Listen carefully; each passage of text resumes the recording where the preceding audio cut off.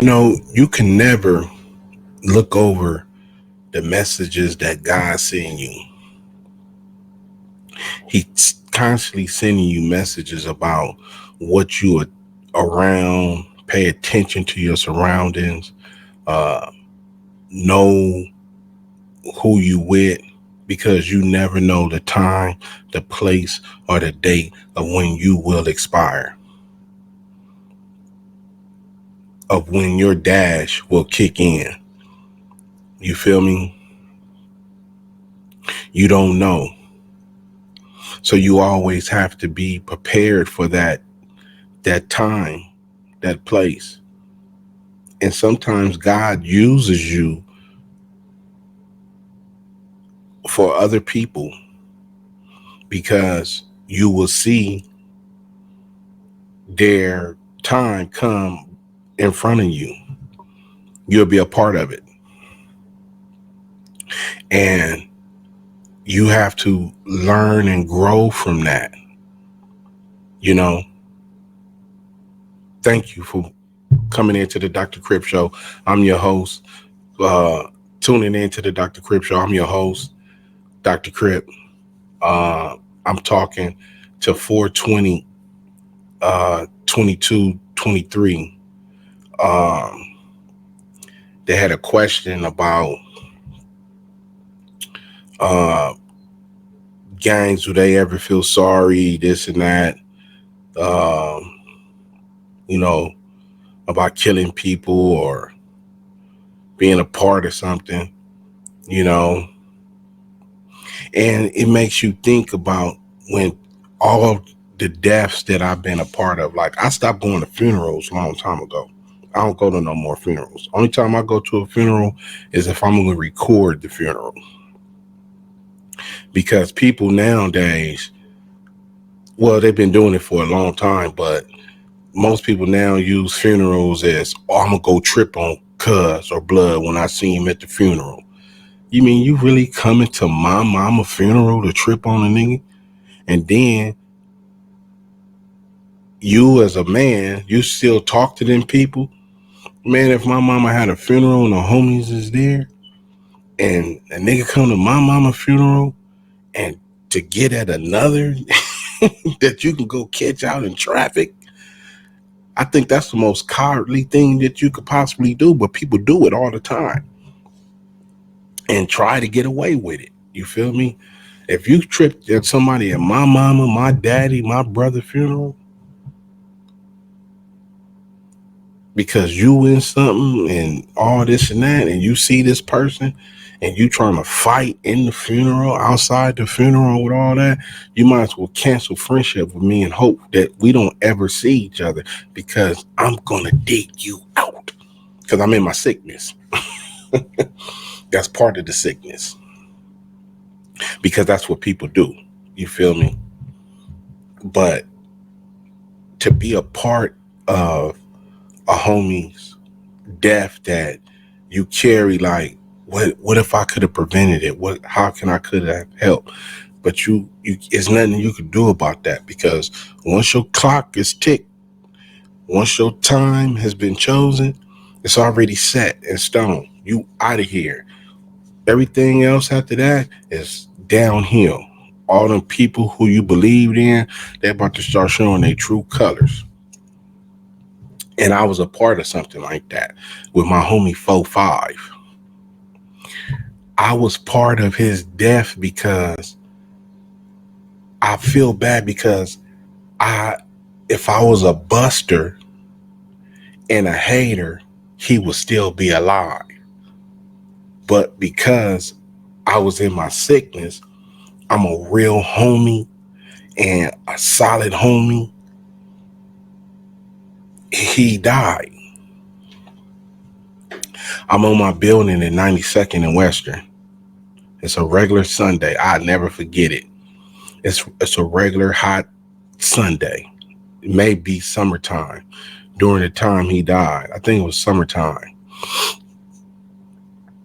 And when 4-5 come around, he got his own style, his own unique. You feel me? He keep his burner on him. You feel me? He in the Sentra, low key, uh, and he doing his thing. He ain't bothering nobody. He trying to get his money. He married to one of the most beautiful women in the world, his wife, you feel me? Who just loves him to death. So, he is he in a good place at this time. But you don't know. Your time has already been chosen. You feel me? So it's nothing that I could do about it, but it hurt me. You know what I'm saying? So one day I'm sitting in my office and stuff happens. I gotta move my truck. So where 4-5 usually see my truck is not there because this is the time of him when he come through doing his thing. So in my building on 92nd, when I walk to the screen door, the cracks in the screen door where you could look through left and right, I could see 92nd. I could see up the hill all the way to Dinker, and I could see this way, I could see all the way up 92nd to Manhattan. And it's a light on Western in 92nd, right on the corner. You feel me? And I'm standing in the doorway this Sunday, and I look to the right, up Dinker, up 92nd towards Dinker, and I see the white Sentra coming over the hill. It's only one person that drive a white Sentra in all of South Central Los Angeles. I'm like, here come 4-5. Now, when I look to the left, guess who is sitting at the light that's not running the light, but sitting at the light, waiting on the light to change? Crash in a black and white, no lights. Ugh. And I'm like, 4-5 got his gun on him. And I know he's coming here. So when 4-5 is coming down 92nd, at some point, I know he see that's Crash at that light. So he always pulls over right here. If he would have pulled up in the park in the area where he parks at on 92nd, if he just pull up a little bit, he'd be able to see my truck in the lot. But he ain't got time to pay attention to all that right now because he looking at the police and he got his gun on him. And at this time, he got to take a boo-boo real bad. So when he coming down the hill, as he getting closer to the hill, he see that my truck is not there. And the light is not in the light. I always keep the light on, but he don't know the light is messed up. It just messed up an hour or so ago. So the light is not on. So that lets you know that I'm not here. So he is under the assumption that I'm not here, but he does not know that. So when he pull up, he's parking. As soon as he pull up, the light turns green. Here come Crash. Ain't no other cars around, nothing. It's just them two out here. So they eyes is all on him. So when he gets out and he's across the street from my shop, from my office. So when he pull up and park, he gets out the car.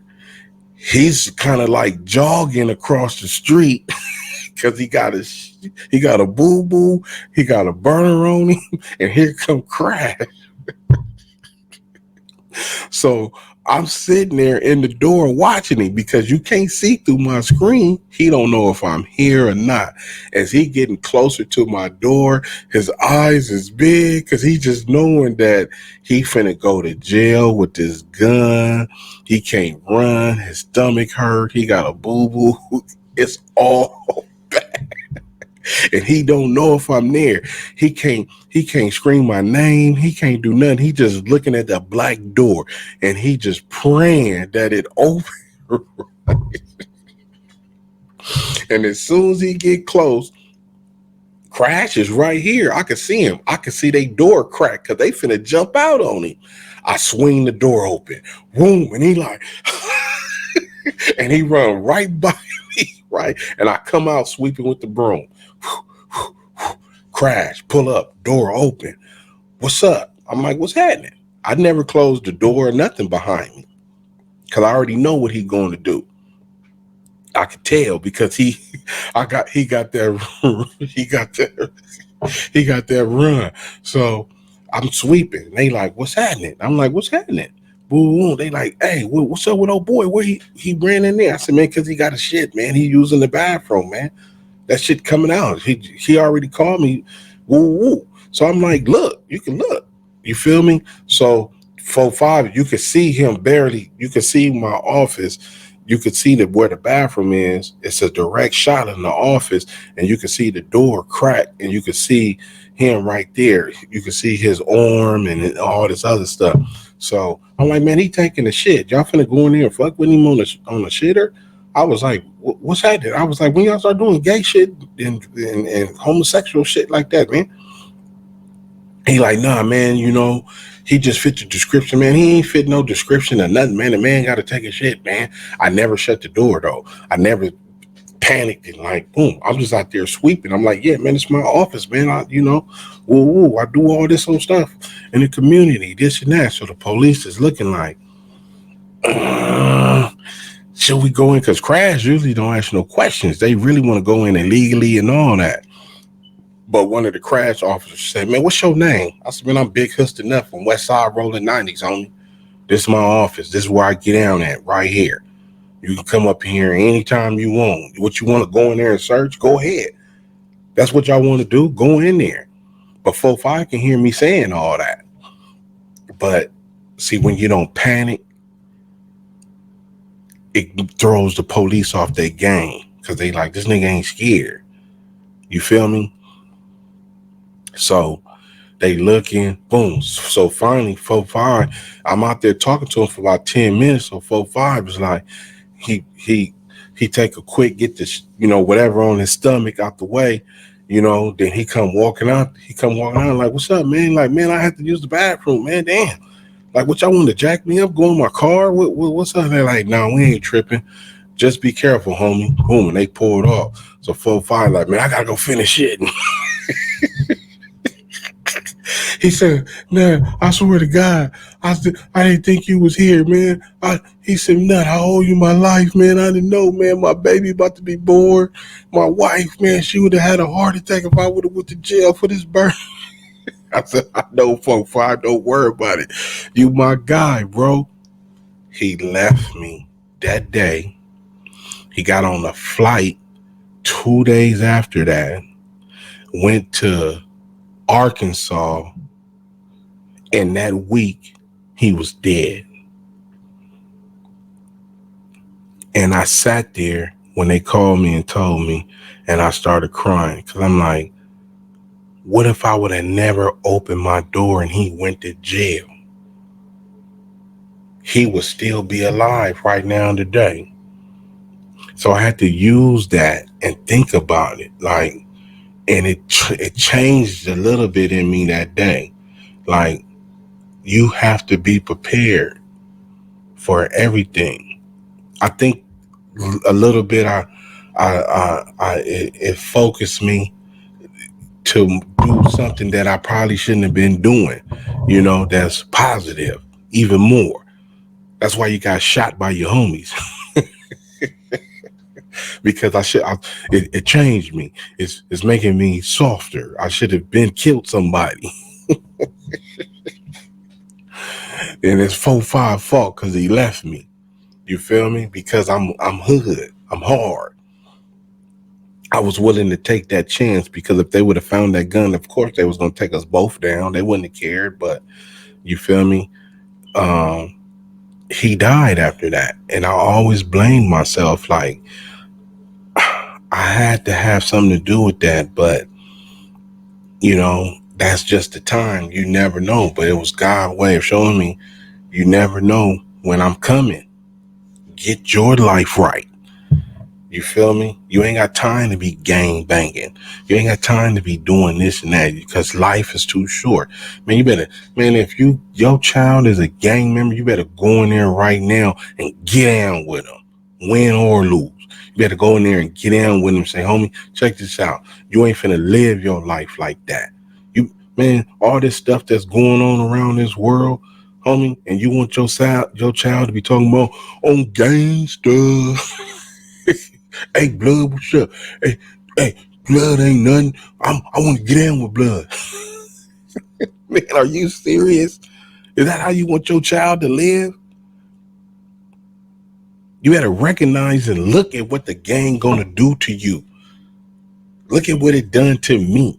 Use my life. Use my life. You big dummy.